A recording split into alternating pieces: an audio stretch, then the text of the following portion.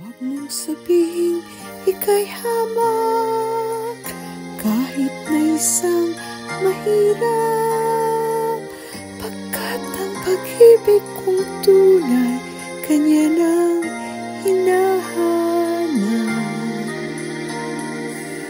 Hahanin ko ang kayamanan, kung ang puso'y salawahan. Nais ko'y pag-ibig na tunay at walang kamatayan.